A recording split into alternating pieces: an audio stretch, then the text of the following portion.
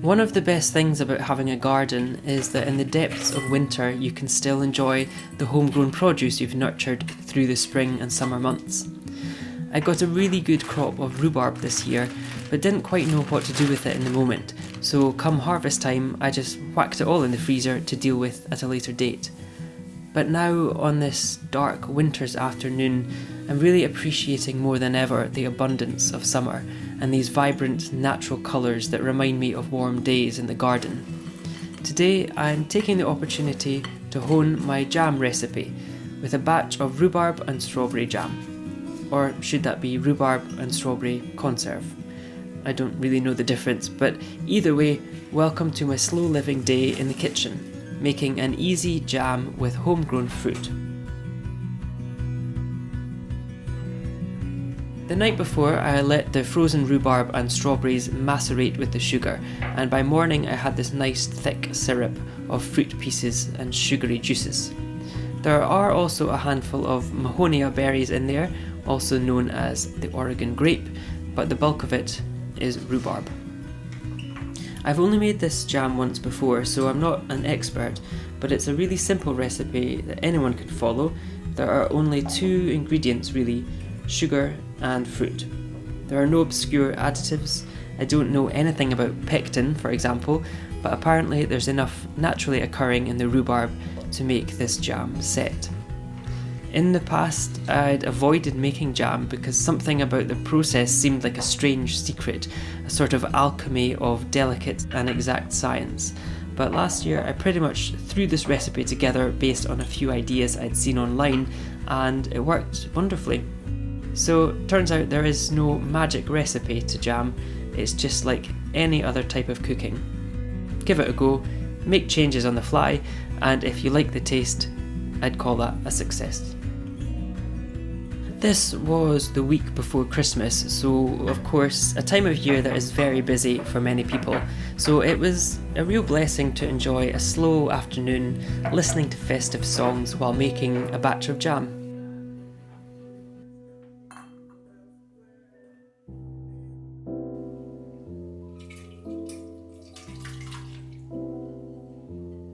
The process is gentle and steady, quite meditative actually.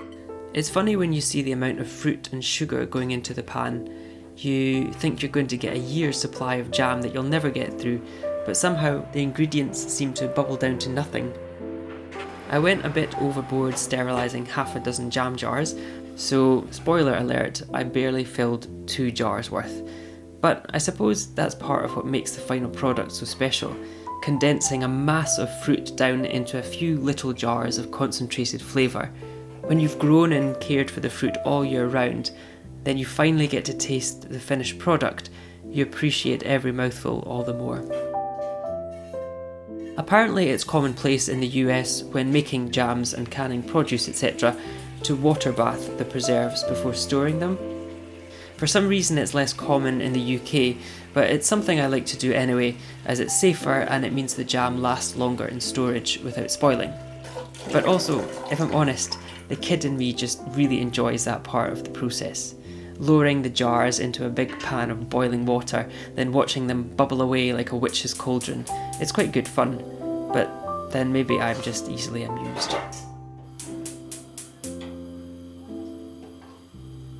So once I get the fruit on the heat, I double check all my timings and then forget them straight away again.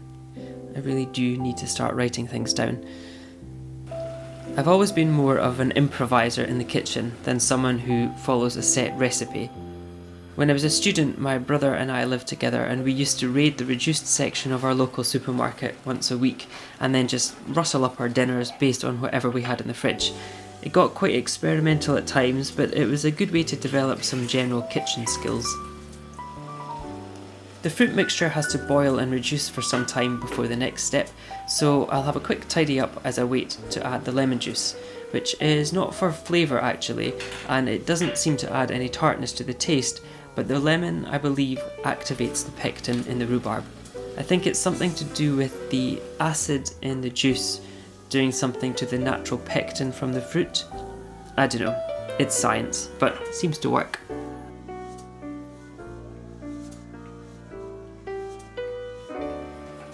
So after leaving the mixture to boil for a while, I'm now checking the flavour and consistency here.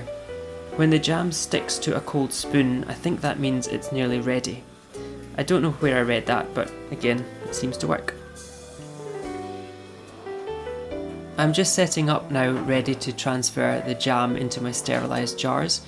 If you're wondering what that weird implement is on the countertop, it's for lifting hot jars. I don't know if it has a proper name, but I call it a jar lifter. I remember when I first decided to make jam, because I didn't even know what this piece of apparatus was called or what to search for, I was at a bit of a loss. But here's a little story in manifesting for you. That same week I made the momentous decision to cook jam, I went to visit my family in Scotland, where my parents were helping to run an annual charity sale for their local community.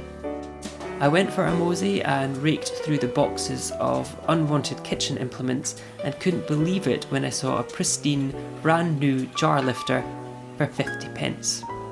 I was quite excited. Although maybe I need to use my manifesting skills for something more impressive than discounted kitchen implements. Anyway, this year's jam looks a bit thicker than last time, but it's still within acceptable limits, I reckon. Because the sterilised jars are oven hot, it also means they won't crack when adding the jam. You have to finger tighten the jars enough so the lids won't come off in the water bath, but not quite airtight, as you don't want a build-up of pressure. So now is the big moment when the jar lifter comes into action. Good job. When lowering the jars into the boiling water, the temperature rise pushes out the excess air. You can kind of see it bubble out when I lower the jar in. The jars need to be pretty hot already, otherwise the shock of the hot water could cause them to crack, so don't hang around too long once they've come out the oven. Then they get 20 minutes in the water bath, which should kill off any nasties before you tighten the lids fully. In the meantime, I like to clean up and do the dishes, so that when the jam is finished, everything else is done. I've become a little obsessed with bracelets after my friend bought me a really lovely one for my birthday, but I find it's best to take them off while doing the chores. I am a little hoardy when it comes to collecting used jam jars, but I had a big clear out recently and decided to keep only the ones that actually look nice. If you've seen a few of my other videos, you'll know I'm planning on moving house soon, so that's another good reason for a hearty declutter in advance of the move. And yes, I'm still waiting on a moving date. These Bon Maman jars are of course instantly recognisable with their pretty red and white lids, so those are the ones that I decided to keep. Before we continue, we'll have a little comedy interlude as you watch me struggle to put myself back together after washing the dishes.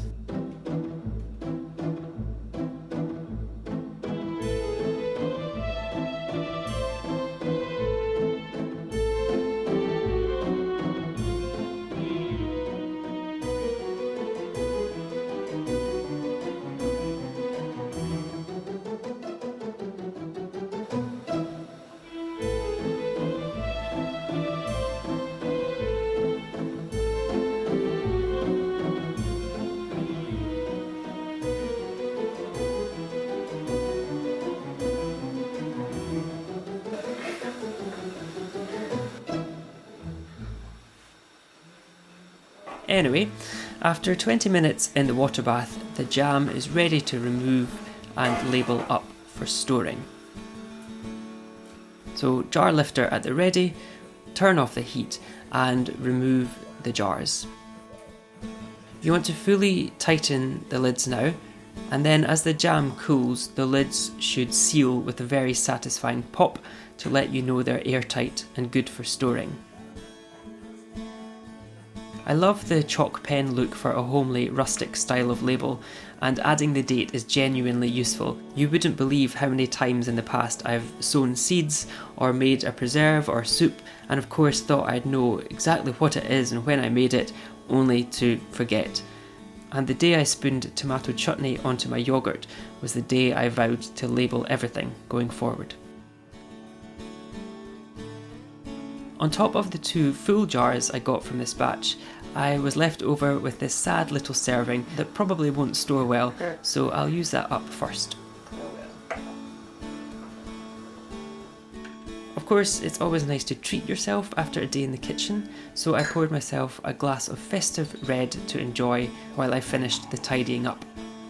I am determined to make way more preserves next winter. You really appreciate these homegrown delights in the darker months when the garden is pretty much dormant. I've left the recipe and method for how to make jam in the video description, but feel free to play around with it and scale the quantities up or down. So cheers to you all, and here's to a fantastic new year. I really enjoyed this day of slow living, pottering about in the kitchen. The winter in the UK is only really starting, so I'm going to savour these beautiful jams as I hunker down for the cold spell, and maybe start dreaming about what I want to grow this coming season. Springtime is just around the corner after all. Thanks for watching.